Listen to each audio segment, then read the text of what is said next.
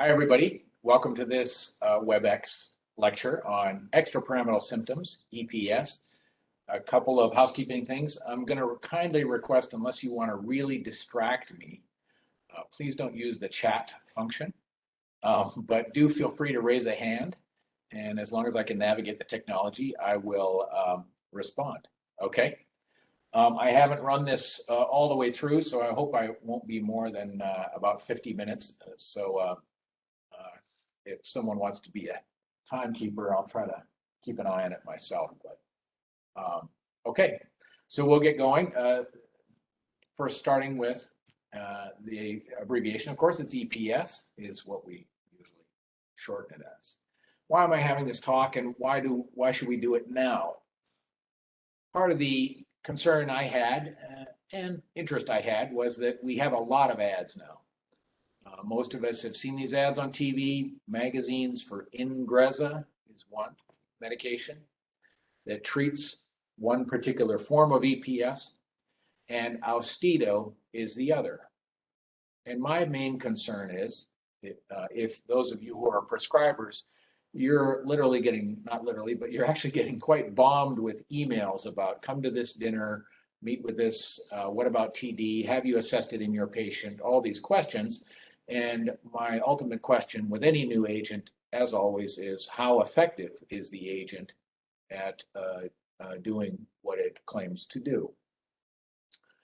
Secondly, the other reason I wanted to do this is we're using antipsychotic medications a lot. EPS is caused by antipsychotic medications, as I'll explain in a minute. And we're using antipsychotics for a lot of reasons that have nothing to do with psychosis. So we're not treating primary schizophrenia or schizoaffective disorder, but we're using these agents for things like we see Abilify and Rexulti advertised all the time for augmentation of your antidepressant. Your antidepressant isn't working well enough. Well, talk to your doctor about one of these medications. Understand clearly when they list that long list of very serious side effects, those are the side effects of an antipsychotic medication because these are antipsychotics. Listerud is advertised widely and appropriately as a medication for bipolar depression, and there are several others, of course, hitting the market now. Just doing a little moving around here. And the final reason I wanted to give this talk is typically the atypical antipsychotic agents, we'll get into what those are in a minute, but the atypical antipsychotic agents are reported to be and are frequently much better than the other antipsychotic medications, the older line medications for EPS, extrapyramidal symptoms. And my question is, are they really as innocent of EPS as they claim to be? Or is that impression well placed? We'll talk about that in a bit. So I apologize for this. I didn't get to kind of practice running my slides, but the goal here was to kind of look at antipsychotics on the spectrum. So that on a spectrum, the top parts in tan are perfectly okay. The rest of the text didn't really turn out kind of like I wanted to, but I'll tell you what I meant to imply. If you look at that tan text just under the title, you'll see that on the left, we have the left side, we have more dopaminergic. And then we slide to the right and we see less dopaminergic. And then you see a break and we have an agent that is not dopaminergic at all. So the top four medications on the left are okay. The next two in the middle, risperidone and paliperidone, are okay.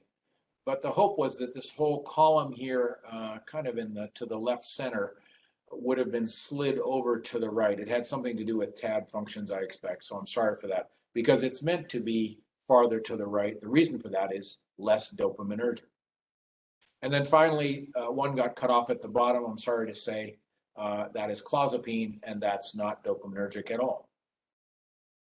But the general idea is on a spectrum from left to right, for the most part, these medications, the top four on the left upper corner, are more dopaminergic. I think I'll try to avoid the brand name, generic name, kind of going through all these, but quickly, Haldol, Prolixin, and Trilithon, and chlorpromazine is Thorazine. Thorazine's a little less dopaminergic than the others, still can cause lots of EPS. Then my intention was, again, to show not as dopaminergic, risperidone and paliperidone, and then this, well, the list starting with olanzapine and down was meant to be shown farther over to the right because those are less dopaminergic but still have some dopamine effect. And then finally at the bottom in the far right was supposed to be clozapine. I'll edit this and look at it again before I show the slide again.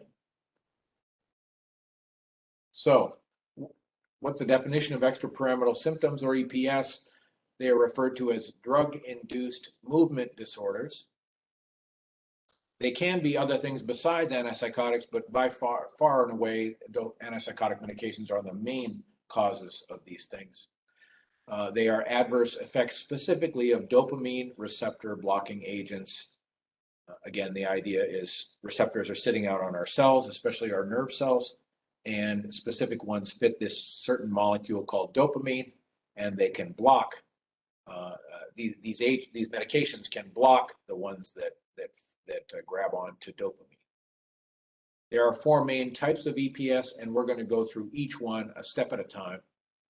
The first being dystonia, the second Parkinsonism, the third akathisia, and then finally tardive dyskinesia, or TD.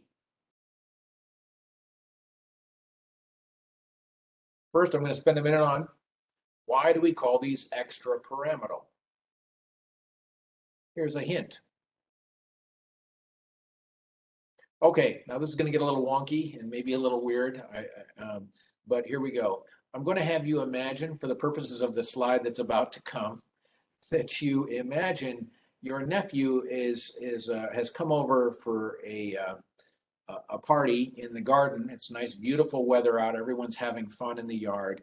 And he falls asleep on one of the pieces of furniture lying face down on the furniture. And you happen to walk up to him, still sleeping soundly in the beautiful warm weather. And you're coming up to him from his feet, toward his feet. He is stretched out in front of you with his head away from you and his feet toward you. And now we're going to imagine, like a magic trick, a magician's trick, we're going to imagine cutting your nephew in half. Lovely thought. And we're going to look at a slide of a specific part of what we would see if we cut our nephew in half, standing from the feet, looking up with his head away from us. What would we see if we looked, for example, at his spinal cord? Well, we would look at his spinal cord in what's called cross-section, cut in this way. We're only going to look at his spinal cord. We're not going to look at anything else. And so just to orient everybody, the top of this slide will then be toward our nephew's back. And then if we went way down at the bottom of the slide, that would be at our nephew's belly. And then the right side of this slide is the right side of your nephew, and the left side is the left. But we're just looking at his spinal cord. This is not his entire abdomen. No, we're just looking at that small thing known as the spinal cord, which of course is housed within the spine. This is a cross section of the spinal cord looking up from below as we've cut through it cross-sectionally. I want to explain the terms at the top there a little bit.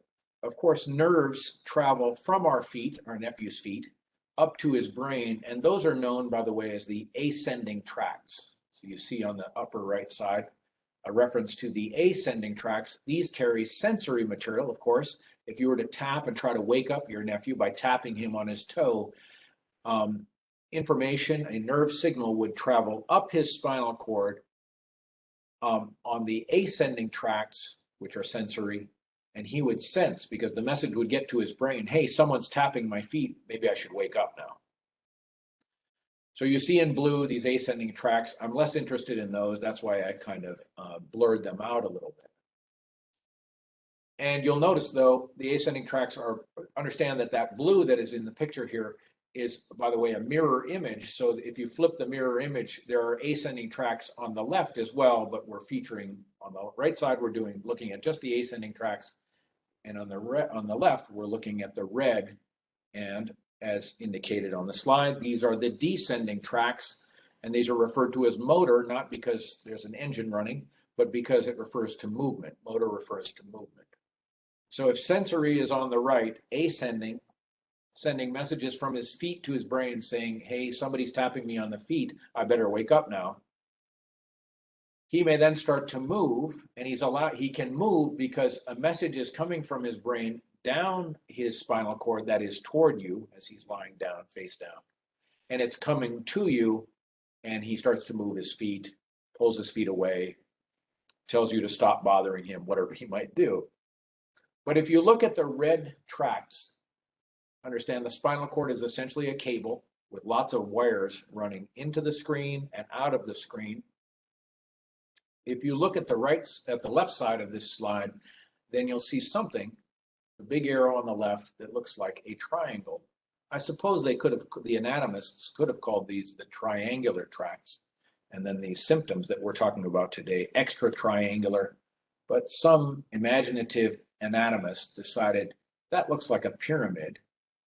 And we're going to think about these movement side effects as happening somehow outside of the pyramidal tracts, the pyramidal wires that look like a pyramid from this angle that travel down and allow us to do movements. I'm not sure if anatomists think that these are outside of the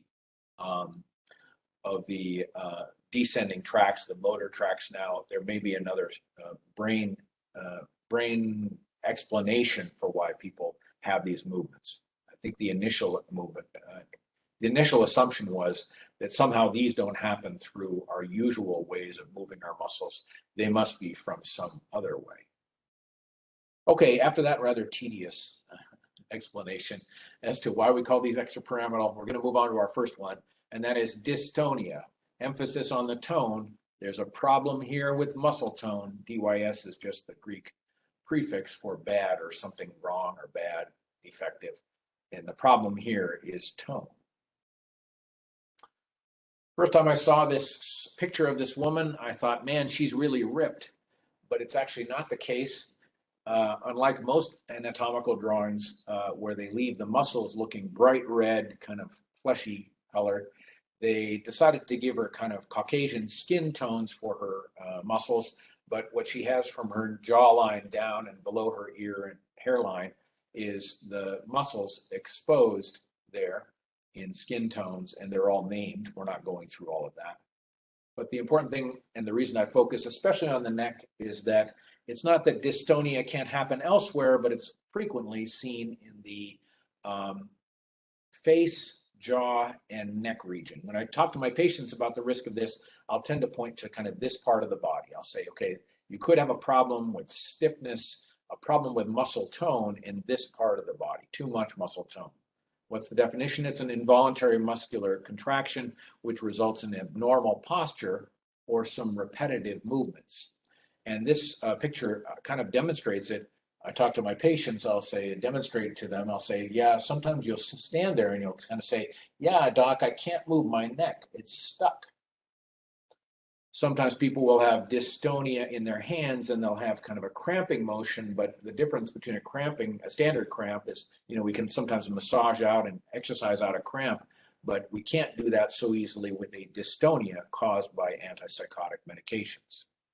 It's important to pay attention to the onset of this. This is an early symptom, early EPS version of EPS that happens early in treatment. I've seen it happen in hours. So we give someone an antipsychotic on an inpatient unit. We're observing them carefully, and they come back and say, doc, I can't move my neck. Doesn't happen too often, but understand this is an early onset phenomenon typically. Half of all cases happen within the first 2 days of exposure to the medication, and 90% occur within 5 days of exposure.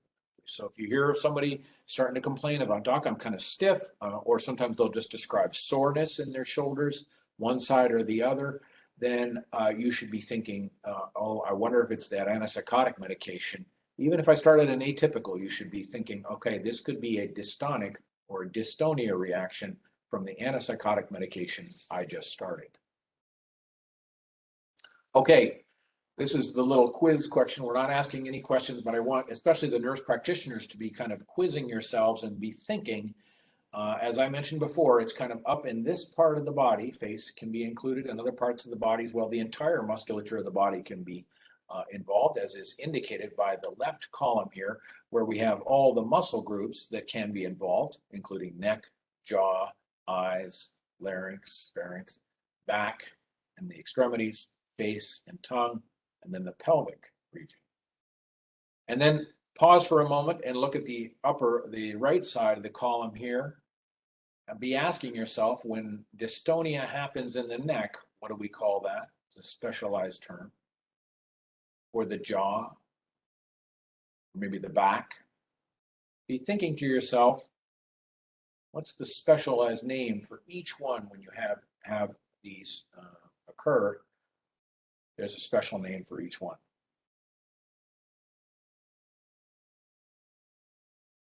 There it is. So when it happens in the neck, it's called torticollis.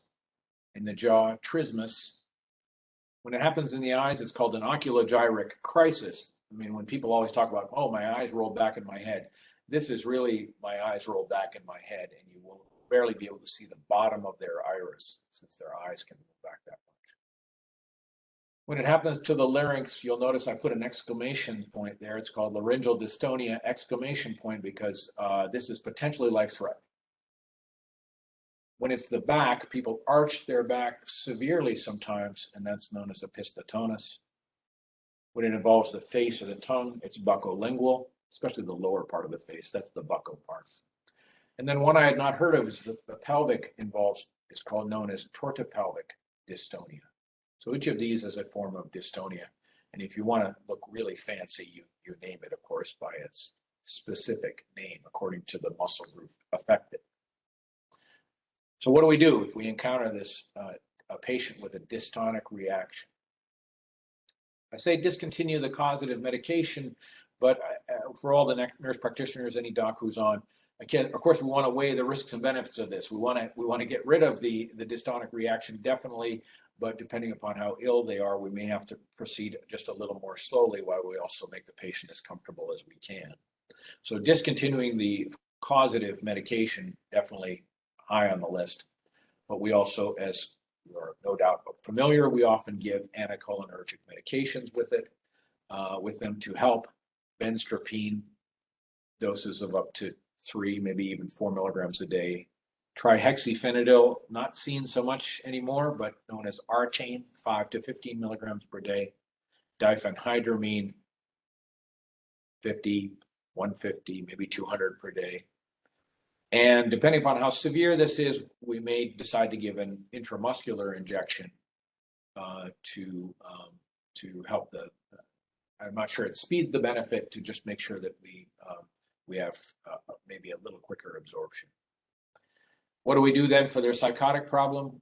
Then we consider possibly an atypical antipsychotic, but I would caution us, because back in that previous slide, remember that I had that group to the upper left, thorazine, Haldol, Prolixin, Trilithon. Those are typicals. And even my point is that risperidone and paliperidone, yes, they're called atypicals, but they're still quite dopaminergic. And I even ran across a couple of cases as I'm preparing for this, where it was risperidone given to someone and they developed a severe EPS reaction. So you consider an atypical, but you might be thinking more or less, that is, dopaminergic, when you make your choice for where you go next.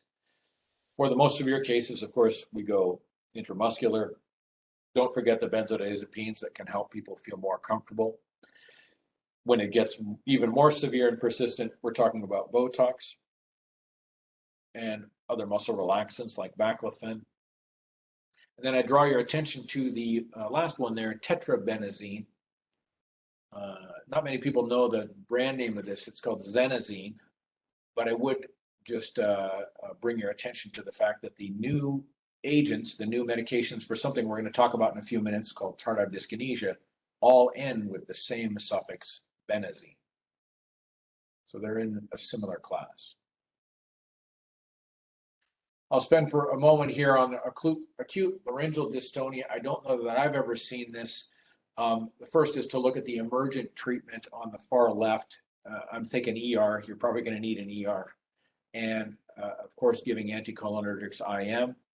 And then there's an atropine-like medication by Pyramidal, which they can administer IV and will usually relieve this when it's laryngeal dystonia. Some people can get laryngeal dystonia and it just affects their speech. So they start to sound kind of whispery when they speak because it's affecting literally the voice box. But the reason this is life-threatening potentially is that it can, of course, compromise the breathing. And so as you're moving toward the ER, giving some benztropine IM possibly, you want to be monitoring their oxygenation carefully. And I suggested on the left side of the slide there at the bottom, if you encounter a patient who has trismus, that's the version of dystonia that affects the jaws, or a severe case of torticollis, that's again the neck, when the neck is involved, you want to be poised to be thinking, uh-oh, is this person going to develop respiratory compromise now? You probably want to monitor them carefully and closely for a period of time while we also get their dystonia improved. When it's chronic, just understand one thing, dystonias are caused by a lot of things, and I think there's even a hereditary form of it. So antipsychotics are not the only thing that cause dystonias, and people like ENTs and neurologists are accustomed to treating dystonic problems, ones that are not caused by medications, and then they're trying Botox to help relax the muscles. I did see, however, that Cochrane review questioned whether these are effective. So that finishes up for dystonia, the first of our types of EPS. I'm going to move on now to Parkinsonism. You'll notice these first part of the word here. It's not the same as Parkinson's, but it's very Parkinson's-like, and so therefore we refer to it as Parkinsonism. You have to clarify with patients, okay, you know, when you're talking about the risks and benefits of these medications, you might say you might start to look at something, you might start to develop something, and I usually mimic a little tremor like this, the so-called pill rolling tremor, what we'll see in a video in a second. But that's not Parkinson's, but it's Parkinson's-like, and I need to know if a person in your family or you, the patient, starts to develop that. We want to be paying attention to that, but be clear, it's not Parkinson's disease. So what are the features? I'd have you kind of focus on the cartoon on the right there. We'll start at the face, masked faces. Just refers to a person appears to have no expression whatsoever. They just look like a fixed mask. That's because it's affecting their musculature of their faces, and we use a lot of muscles to make facial expressions. And what's notable about someone who has Parkinsonism is that they seem to have no reaction whatsoever. No matter happy, sad, they seem to have the same blank, kind of stony expression, masked faces. You'll see these other symptoms then, a forward tilt. They don't swing their arms as much. As mentioned, the pill rolling tremor is the hand tremor. They flex their knees and hips. They do this shuffling gait we're going to see an example of in a moment. They're going to have tremors in their legs, flexed elbows, back rigidity, and they're going to be kind of stooped. They're stooping forward. So this next slide is a video of this. As I ran it just before we got on the air here today, I'm sorry to say it's a YouTube video. I'm not sorry about that, but I'm sorry to say that an ad popped up as I do so. So I'm not trying to advertise for anyone, but it is a pretty good video, I think. So I'm going to go with it and hope I can get it started here. Put your hand up if you can't hear it. Wait 1 second. There we go.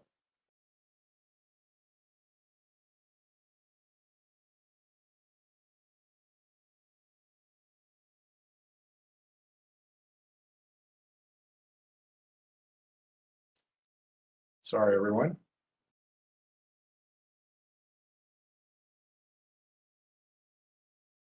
Glad to know my browser is up to date.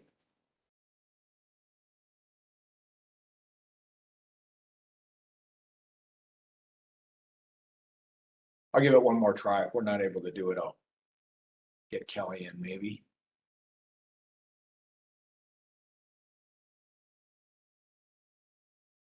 Trying to browse.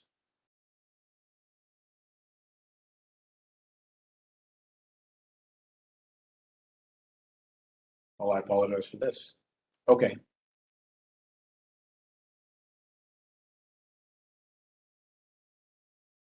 I'm looking for Kelly now for you, Dr. Listerud. Oh, all good. That's fine. We'll come back to this in a moment if we can get some help with it. Thank you, Christina.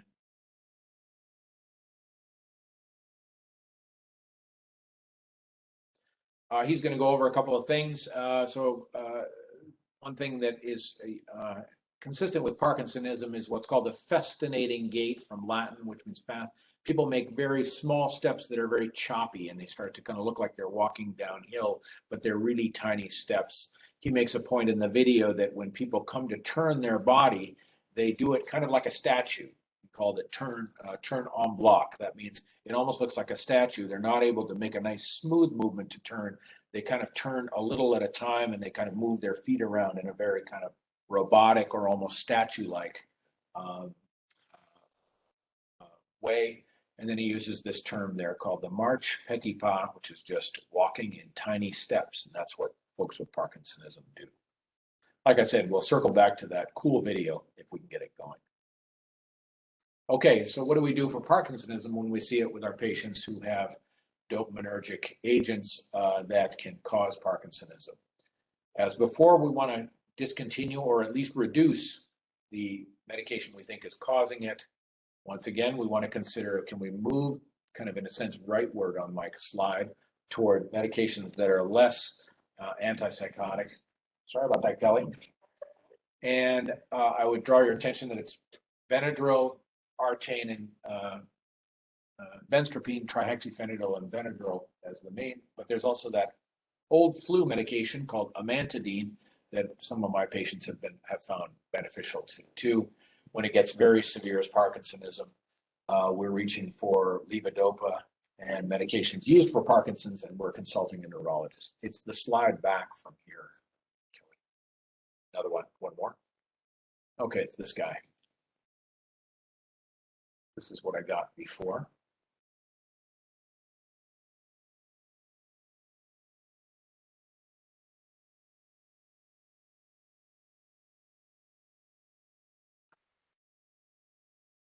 If we have to skip the slide, it's cool, Kelly. Yeah.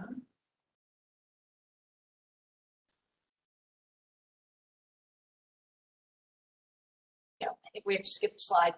All right. Wait, maybe not.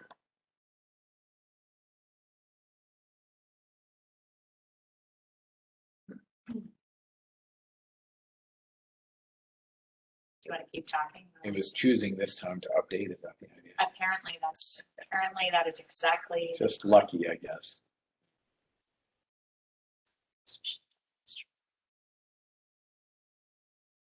I tried it earlier and it did run. I know. That's why. Who knew? Yeah.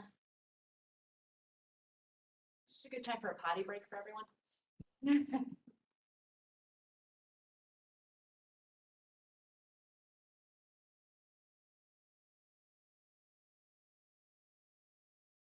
I did stop the video if you want to start the video. That's maybe my.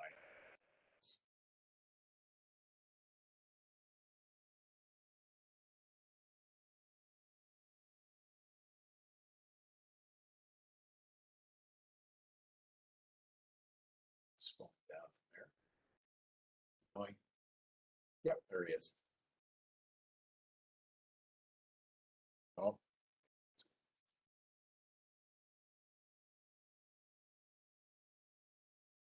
Skipping. All right. Sorry, everyone.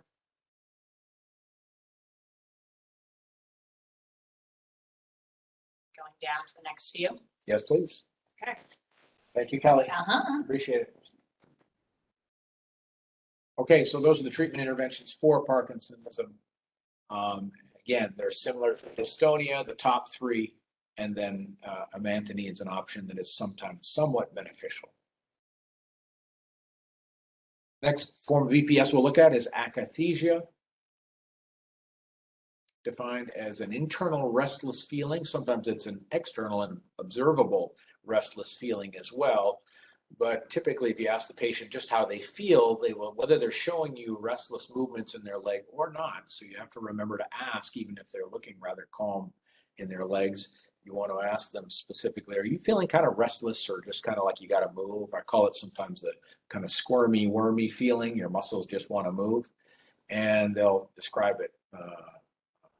Even if they're sitting quite calmly, sometimes they have it. Other times you'll see them do repetitive movements as described here. Their legs will cross, they'll be swinging legs, they'll be shifting their weight one side to the other.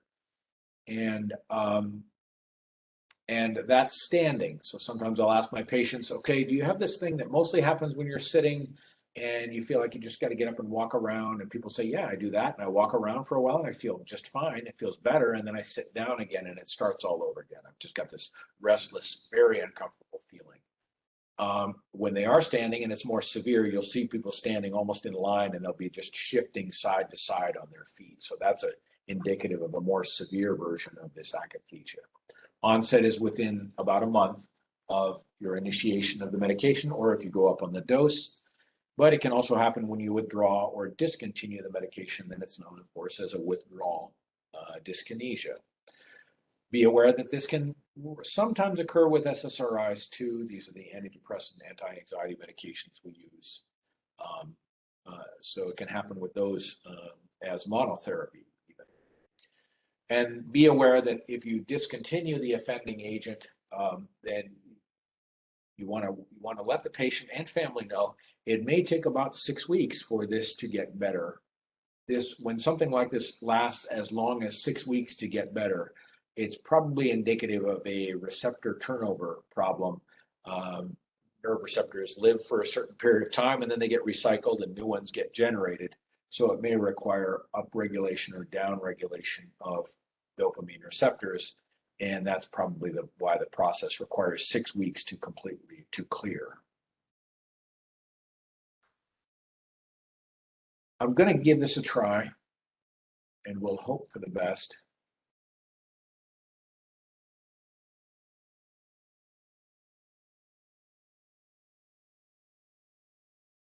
I promise you we were able to get it going.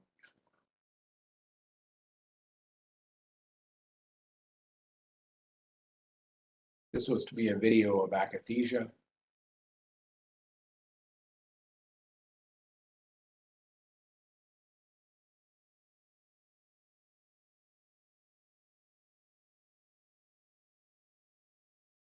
Okay. I think we're moving on. I'm sorry for that. These were good. These were pretty good videos demonstrative of both the subjective and the objective. So just remember to keep asking your patient, even if they look perfectly fine, don't forget to ask about, are you feeling internally restless? So I find this rather challenging myself because, of course, we're in the business of treating anxiety and we're working with plenty of patients who are agitated. And then there's that other diagnosis. I want to be clear, this is a completely different diagnosis, that thing known as RLS, or restless leg syndrome, treated by neurologists frequently. More typically, that's more typically seen when people are trying to rest and relax and lie down, and their legs will just spontaneously kick, making it difficult for them to sleep or relax at night. Hi. You're going to give it another try? Okay. There are certain risks we have to pay attention to. I'll just try to keep going as best I can here, but certain risks we have to watch out for, and one of them is suicide. This is such an uncomfortable thing, especially, no surprise, more severe cases of it, where people will feel so uncomfortable they'll start thinking about suicide just because they are so uncomfortable. Not surprisingly, they'll be maybe kind of agitated because their legs are feeling really uncomfortable, squirmy, and it's not a relaxing feeling. This is a video too, just so you know. So if you wanted to try it here, it's closer to what we've been doing. Was there an actual video there? There is a video here, and it did a moment ago show us a website at the bottom. Yeah, that's it. Thank you. Sorry. Here's the one missing.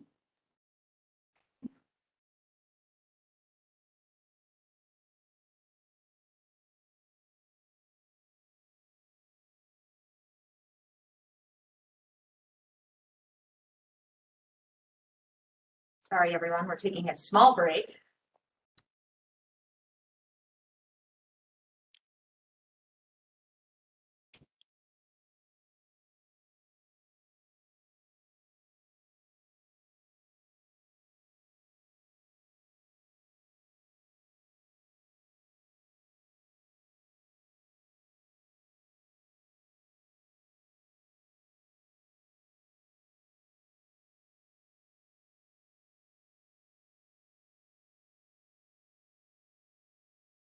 Friends would walk up to me and just be like, Okay, I think we're there. This is the ad. It's okay. Fine. Okay, wait And one I just gotta second. get back to sharing. Sorry for the advertisement, everybody. I was drinking tons of coffee. I was jittery, I was anxious. Uh-oh, he has akathisia. You're wearing it. Or something that was prescribed to me by culture, that's something that I would take. And I had a similar relationship with Kathy. I ended up swapping it out for this Zolmachai I found. There we go. At Lion's Mane for focus coffee functions. So we skip that aid. Yeah. Good. Shotgun, reishi. Here we go, everybody. Gate is the gate, kinetic gate, extra tight. This is a more recent video. On top. Pressure which is scoop over the and as far as initiating gate. Initiated, there are small steps. There's associated with it. And as the gate progresses, there may be a picking up of speed. This is the festinating. And a turning, instead of having a normal turning, means a turn as statue.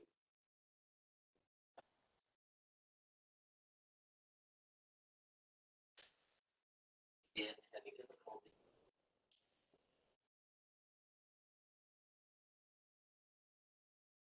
Just walking in tiny steps there.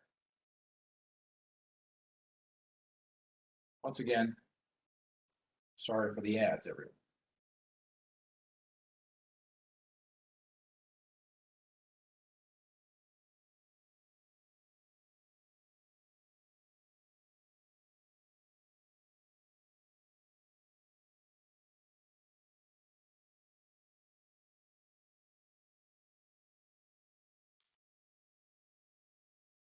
All right.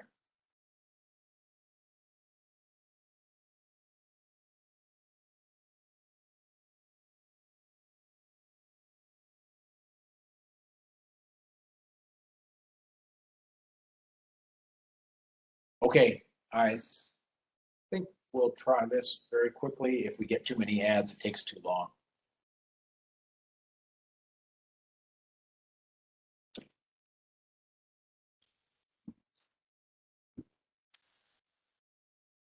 That's the second one, but I'm really We're going okay. to the second video. Okay with not doing this. The akathisia video, we haven't, but if it's too labor intensive, we'll see.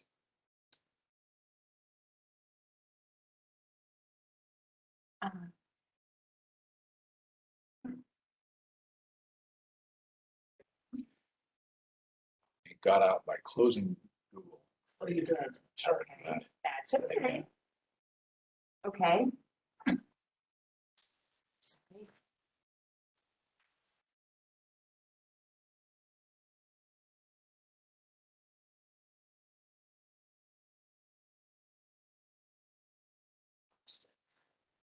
Sorry, I think Not we to worry. have to go to the next one. All right. Okay, thank you. Appreciate it. Okay.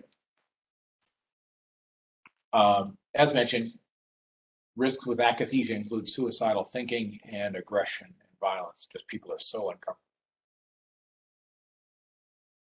What can we do for it? Similar, you've heard these themes before, similar to the other forms of akathisia, including dystonia and Parkinsonism. We think about discontinuing the causative agent. We consider moving to the right again on that slide and moving less dopaminergic, more atypical. For akathisia, I personally find that among the most effective things is benzodiazepines. So, with all the appropriate concerns we have for akathisia, with all the appropriate concerns for benzodiazepines, I think it's worthwhile getting the patient comfortable again, especially if it's going to be a 6-week course of suffering with akathisia, assuming we've stopped the causative agent. Other options include a beta blocker, usually propranolol, clonidine, amantadine again. I was surprised to see this mirtazapine. I don't know much about the efficacy data, and cyproheptadine or periactin. So that concludes the first 3 of the types of EPS we've talked about: dystonia, Parkinsonism, akathisia, and now we move on to our final one, tardive dyskinesia.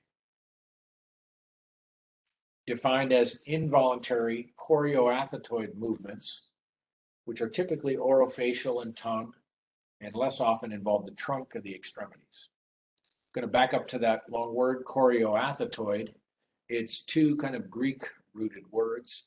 Choreo first refers to dance, and you may have heard of another condition altogether unrelated to these called Huntington's chorea. Huntington's disease is marked by a chorea. I don't have a video of this, but it would be something like kind of almost a kind of a dancing movement that the patient does, the patient who has Huntington's chorea. Athetoid refers to more kind of a writhing motion, almost snake or worm-like, and that's, I always talk a little about the 1980s breakdancers, those of you who can remember that time. And that's when they do the snake. When they do that movement like that, it's rarely that severe, but it's the general idea. People are doing kind of a writhing snake-like motion with their arms, potentially could be mouth or face or tongue. It is not painful. Impressively to me, I can say I've seen rather severe cases, and when you ask the patient, they'll say, "No, doc, I didn't know I was doing that. Didn't know I was walking with my hand like this, and then my wrist was writhing a significant amount." But no doubt, other people are noticing, even if the patient is not noticing, and it will impact their ability to function socially. It can also affect other movements, normal movements we do, chewing, swallowing, talking sometimes. I'm seeing some of the ads for the newest agents, and I'm hearing about, dropping things. I'm not aware of that so much, but perhaps, certainly trying to do fine motor skills, you'll notice that people will, of course, have difficulty with that. When does it come on? Well, here's where we get the term tardive. It doesn't start within the first hours, days, or weeks of treatment. Typically, it is often months into treatment. We have to explain to all of our patients that it could be years into treatment. That's as I always tell my patients, remember when you were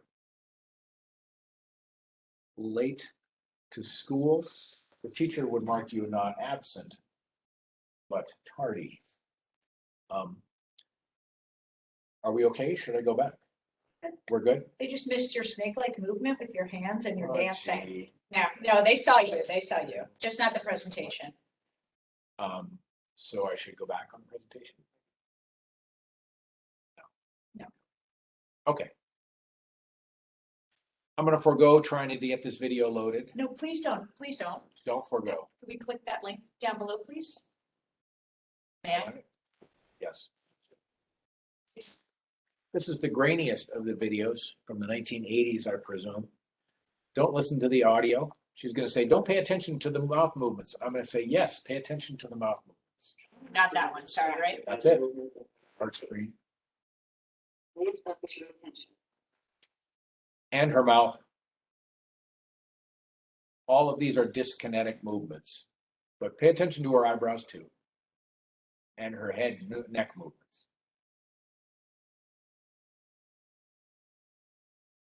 Mouth opening, tongue protruding.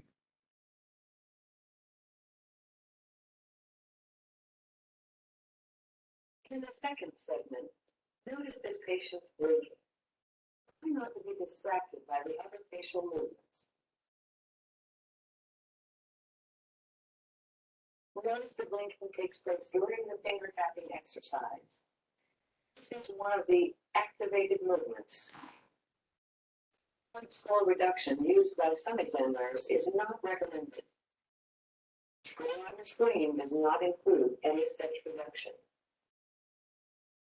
What she's The second body area to be scored upon completion of the aims examination pretty close to finishing it. and perioral area.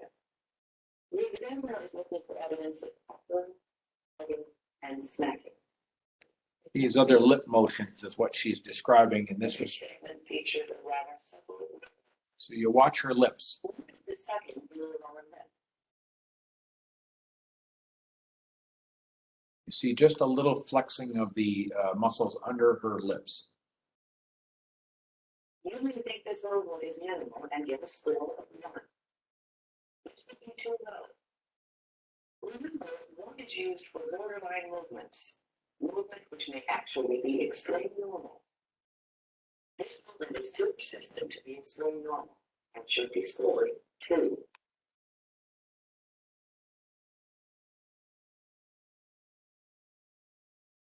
Please notice the frequent movement of the mouth in this segment.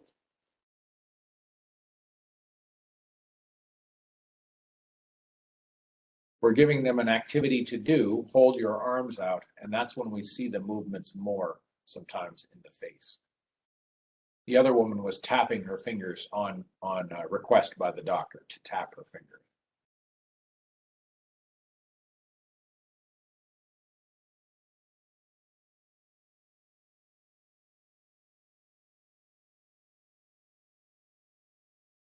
Segment 5 shows obvious I think freeze it. I'm going to stop the video Was it? and get back to our video.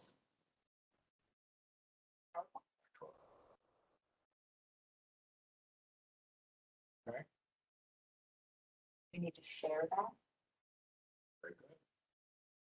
Stop sharing. Perfect, yes. So, Yeah. back. Sure.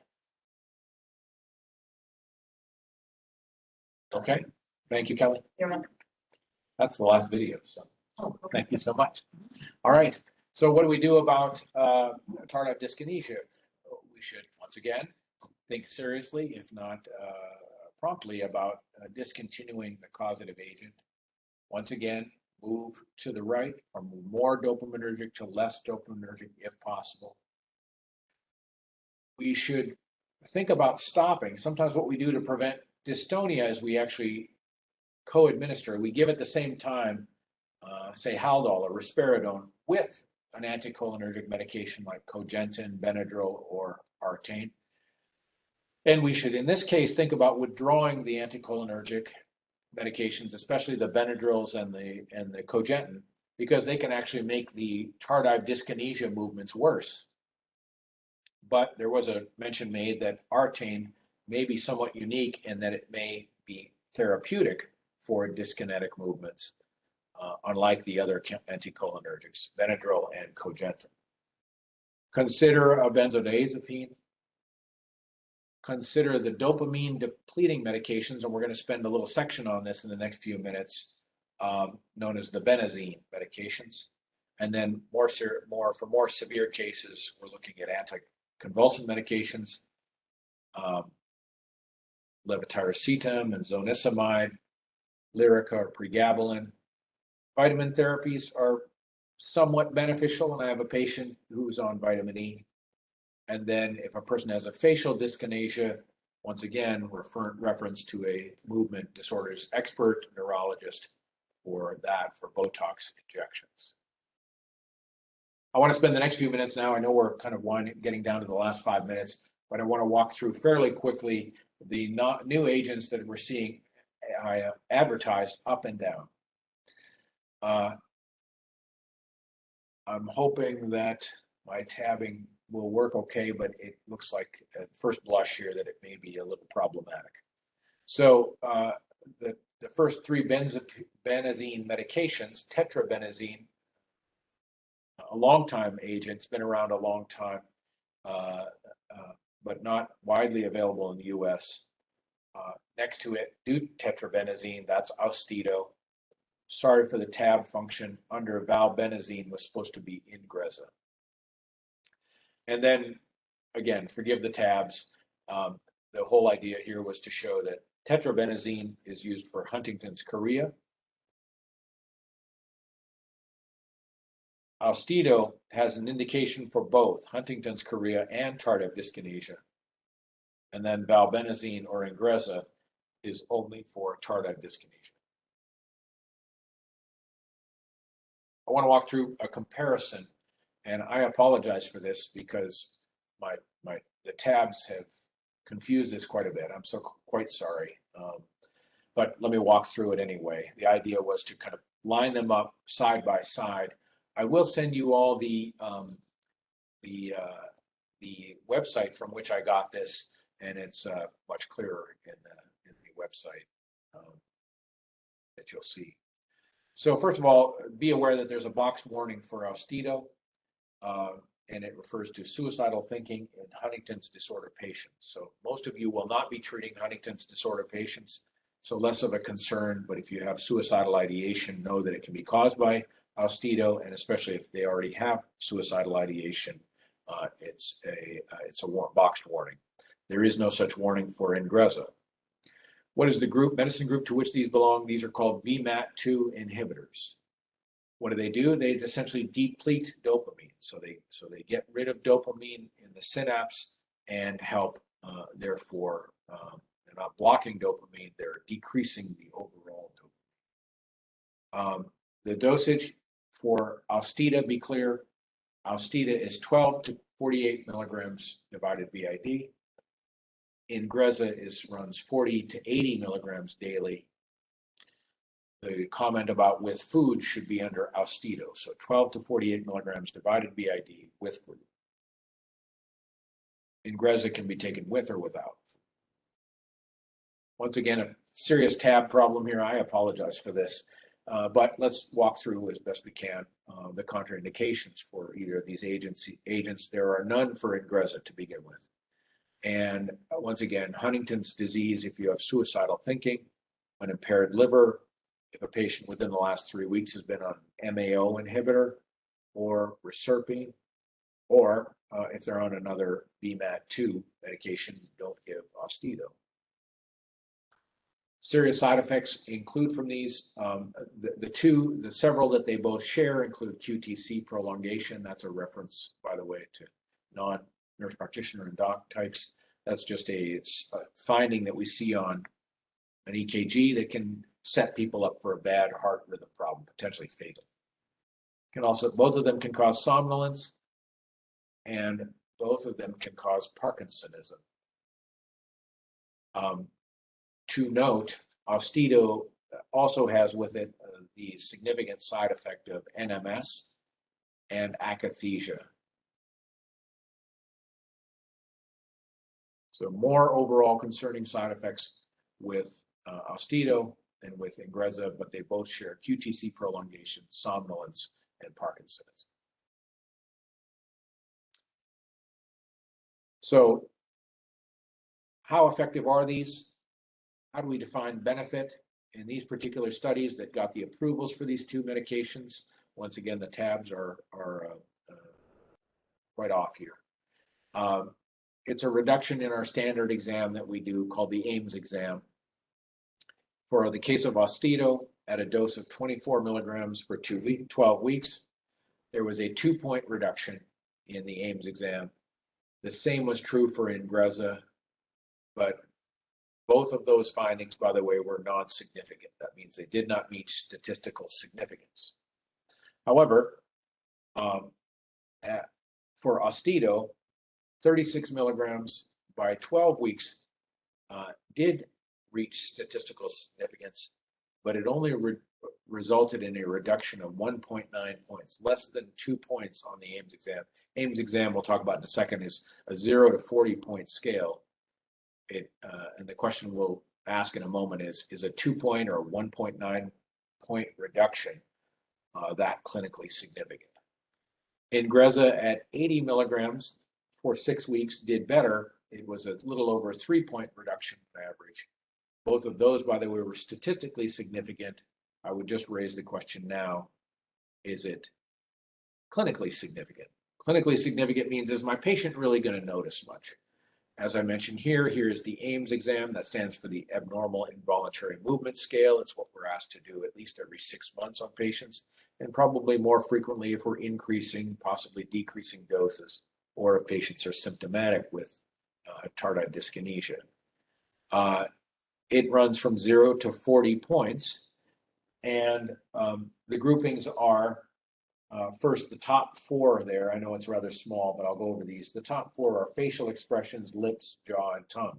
So generally, you get the idea. The tardive dyskinetic movements that may affect the face constitute about half of this exam, half the possible scoring.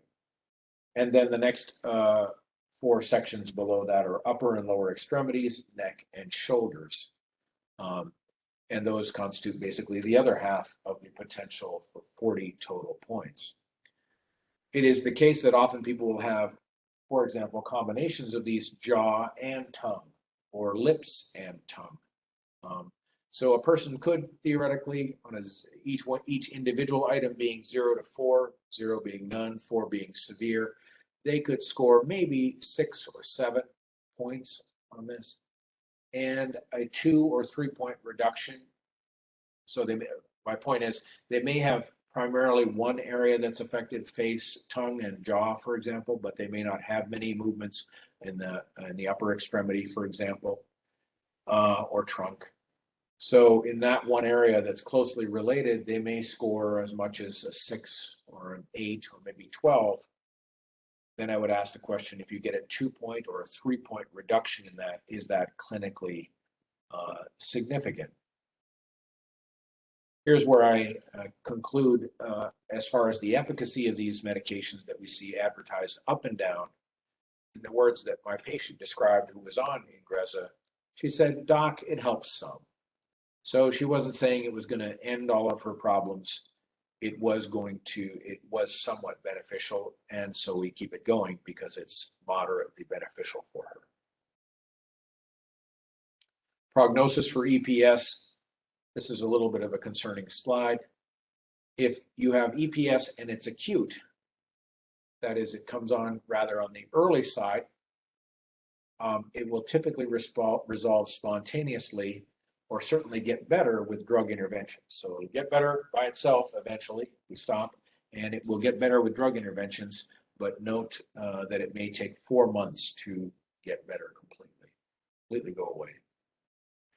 The late onset forms, and we mostly talk about tardive dyskinesia, but there are tardive forms of all of these types of EPS. One study showed tardive dystonia may last for years. Tardive akathisia will remit, possibly in this particular study, did remit only in 14% of cases.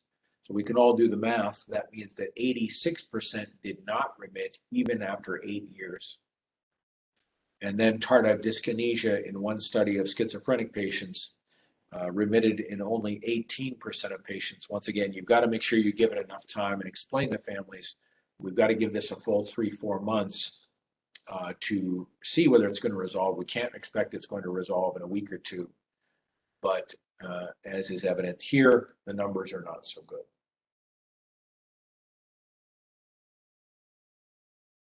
I would argue that we still have, there's a role for typical, that's the dopaminergic medications in the management of psychotic disorders. There are definite benefits with atypical agents. They are not devoid of risk of EPS. I've had a specific case that stands out in my mind, a medication that's far less dopaminergic, aripiprazole, Abilify, that produced a rather, not exactly sure which type of movement it would be. It was almost a myoclonic type movement in a gentleman in his 60s, so severe anyway that he could not bring a cup of coffee to his mouth without spilling it. It did resolve after discontinuation and waiting about 3 months from the aripiprazole. So they're innocent. They're more innocent, but they're not completely innocent, I guess I would say. Prevention and mitigation is an ongoing task. And respecting what all you inpatient providers do, It's mainly a task that falls to us outpatient providers since we're following people for months and years.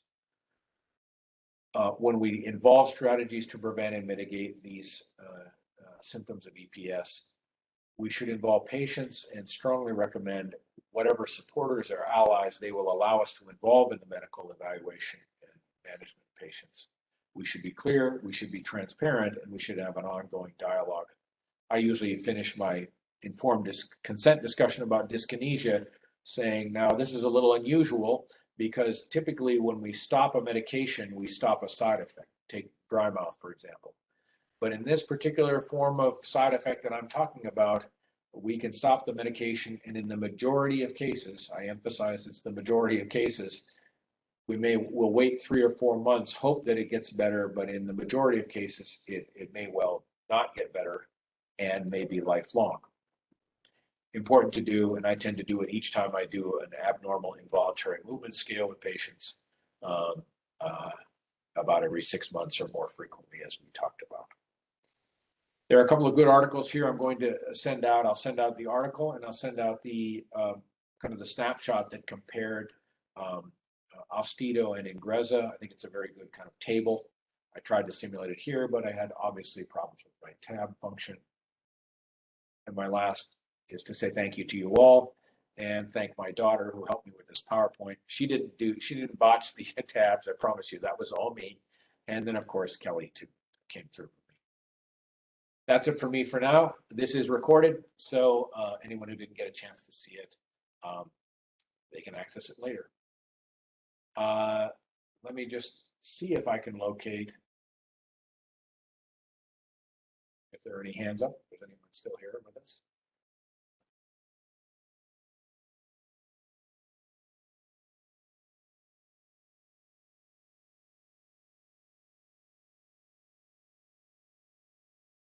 Any questions from anybody?